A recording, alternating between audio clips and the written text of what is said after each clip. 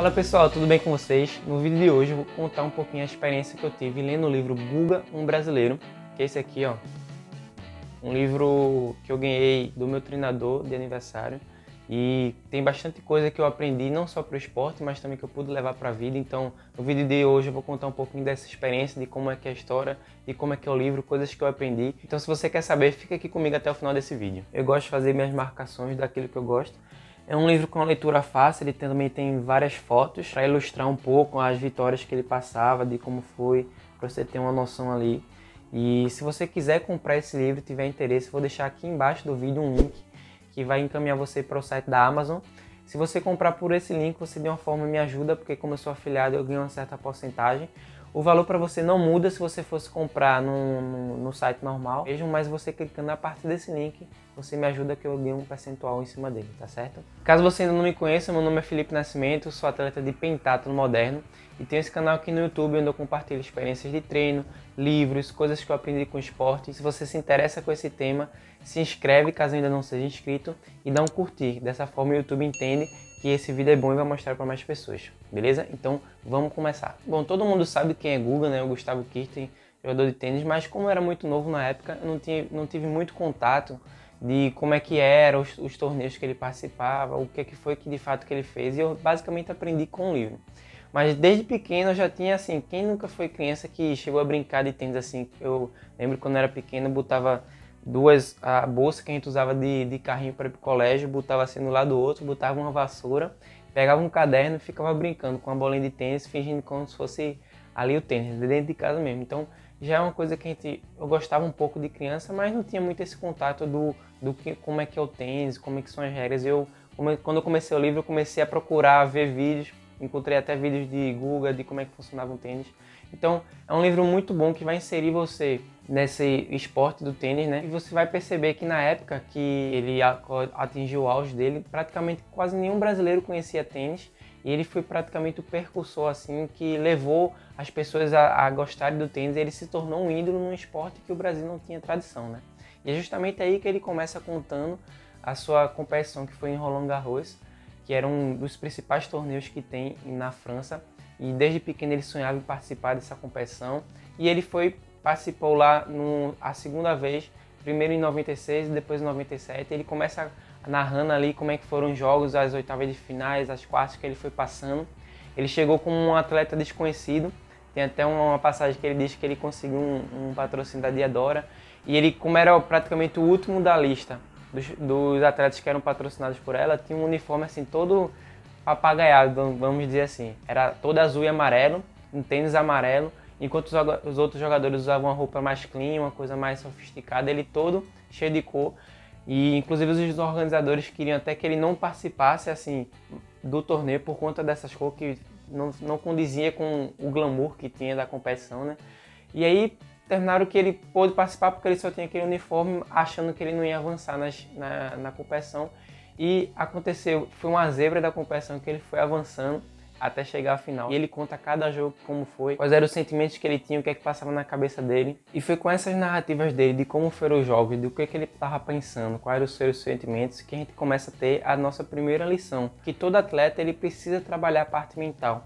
Isso já era uma coisa que eu já sabia, mas só me confirmou ainda mais com esse livro de Guga, que mostra que o atleta ele é vulnerável. Da mesma forma que ele estava ali começando, ele, em uma mesma partida, ele pensava que ia ganhar, e ao mesmo tempo, quando estava confiante demais, aí relaxava um pouco e começava a perder, e aí já começava a achar que ia perder o jogo, que já estava tudo derrotado, mas aí no fundo ele conseguia força, dependendo de como estava a pontuação, ele conseguia retornar aquilo ali e virar a partida. Então o tênis a gente tem que trabalhar muito a questão mental. Então isso é uma coisa que a gente aprende, que se você não tiver uma preparação mental, não adianta ter só o físico, mas se você não souber trabalhar a mente, treinar sua mente para contornar as situações, ter pensamentos positivos e saber lidar com a pressão, com o adversário ali, você não vai conseguir avançar. Tem até uma frase no livro que ele fala justamente o seguinte: um tenista que não sabe lidar com a pressão na hora derradeira nunca vai ser campeão. Certos jogos, ele estava ali já perto de finalizar a partida e aí de repente o outro adversário conseguia recuperar e ele ficava ali naquele jogo de, poxa, tô quase vencendo, vou perder agora, tô quase vencendo, vou perder. E aí ele sabia que tinha que ter uma preparação mental para na hora da decisão ele conseguir ter ali a confiança e a segurança para poder fazer o ponto. Isso é muita coisa que às vezes a gente até como atleta a gente termina se sentindo inseguro de às vezes estar indo muito bem e no momento final a gente termina não se sentindo tão confiante e acaba tendo um resultado que foi ruim para nós. Então é isso que a gente precisa saber, o principal de tudo, a gente tem que ter confiança no que a gente está fazendo e acreditar em nós mesmos. Se a gente já entra numa competição achando que vai perder ou achando que o adversário é superior, isso aí a gente já praticamente já está entrando com a partida perdida. Então o principal, a gente tem que entrar na competição, no jogo, com um sentimento de confiança e acreditar no seu potencial. Mesmo que o resultado não seja bom, mas você tem consciência que você deu tudo o que você podia. O Guga ele também sempre teve uma relação muito boa com o treinador dele, que era o Lahir, e dessa forma a gente percebe também como é importante você ter um mentor, você ter um treinador ali que vai lhe ajudar para você conquistar aquilo que você deseja. No livro ele deixa bem claro que se não fosse o treinador dele, ele não conseguiria chegar onde ele chegou. Então fica claro que você nunca vai conseguir nada sozinho. Você precisa de pessoas que vão estar ali lhe ajudando, lhe apoiando. Ele sempre teve o apoio dos pais, da família, que o pai dele incentivava. A mãe também, depois que o pai faleceu, pagava as passagens para ele poder viajar, fazia de tudo com o orçamento da família para ele poder participar dos torneios quando ele era mais jovem. E o treinador dele também, que sempre apoiou ele e tinha essa relação muito boa com ele de convivência, sabia pressionar na hora certa, mas também não era aquele treinador que era para fazer o atleta virar aquela tortura de treinamento. Tem até uma passagem do livro que o treinador dele fala que é preciso sacrifício durante o treinamento. E ele fala que sacrifício, na verdade, é uma palavra que é uma combinação do latim de sacrum e facere, que ela junto significa o fazer sagrado, ou ofício sagrado. Ou seja, ele quer dizer que o esporte não tem que ser visto como uma tortura, mas sim algo como uma missão, uma relação de amor. E era isso que eu acho que o Guga fazia muito bem, que além dele gostar, ele se dedicava aos treinamentos, mas não era algo que ele se torturava, ele gostava de fazer aquilo. Ele gostava de treinar, ele gostava de competir, ele tinha alegria de fazer aquilo nas competições, que é esse mais um ponto que eu vejo de uma lição. Na hora da competição você tem que estar alegre, você tem que curtir o momento. Eu tenho até uma experiência minha que quando eu fui para os jogos era o sonho da minha vida, e quando eu estava lá eu acabei não tão curtindo tanto o momento, estava me impressionando tanto e talvez se eu tivesse um pouco mais feliz, um pouco mais alegre, curtindo a competição, talvez o resultado fosse até um pouco melhor. Isso já foi uma lição que eu aprendi e passei a usar em todas as minhas outras provas, que a partir de então eu não me impressionava tanto a ponto de ficar nervoso ou tenso demais, então eu sempre tentava aproveitar ao máximo a competição, estar feliz, estar alegre e não se preocupar tanto com o resultado final. E quando a gente se preocupa muito com o resultado final, a gente acaba esquecendo o que a gente tem que fazer ali em um determinado momento. Às vezes a gente pensa muito na medalha ou no tempo que a gente tem que fazer e esquece do que a gente está fazendo no momento, que é o que vai ser importante, né? Então a gente tem que estar 100% presente ali no que a gente está fazendo no momento. E o resultado vai ser consequência disso. E aí, quando ele vai narrando os jogos dele, de como foi a ascensão dele da carreira, ele comenta que realmente tem toda essa preparação mental, que o tênis é ali difícil de você saber controlar as emoções.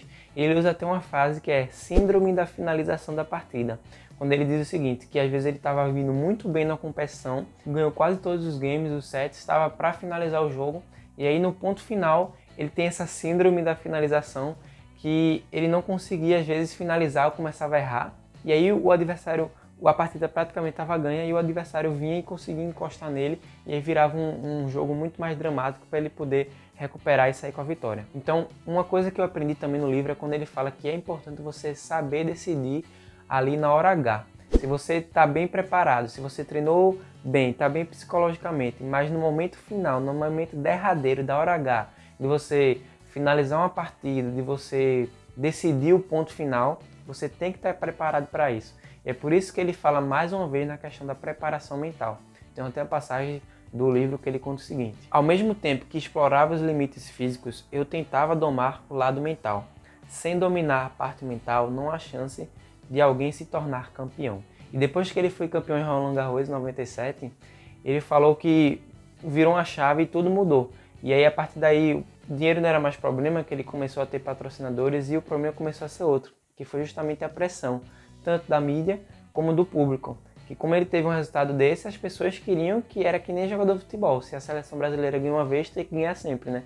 Então ele comenta também essa questão de você saber lidar com a pressão do público, saber lidar com a pressão da mídia também, que foi algo que ele começou a ter bastante depois que ele foi campeão. Outra coisa que eu aprendi também com esse livro é que você tem que valorizar cada conquista que você deseja. Logo no começo da carreira ele tinha o sonho de estar entre os 100 melhores do mundo.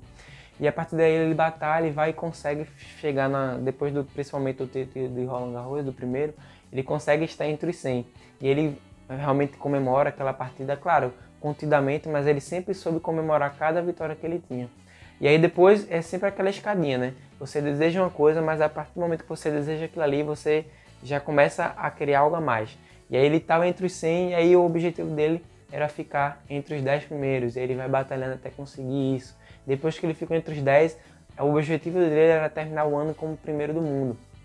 E ele vai conquistando, ele narra toda essa trajetória que ele teve, que é bastante emocionante assim, do livro, de como ele conta, como é que ele conseguiu isso.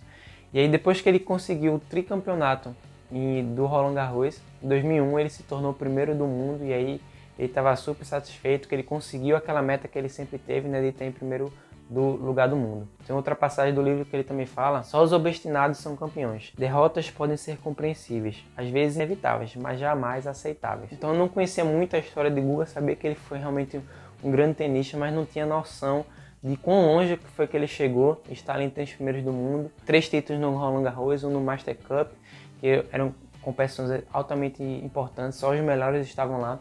Então é bom que a gente conhece mais um ídolo.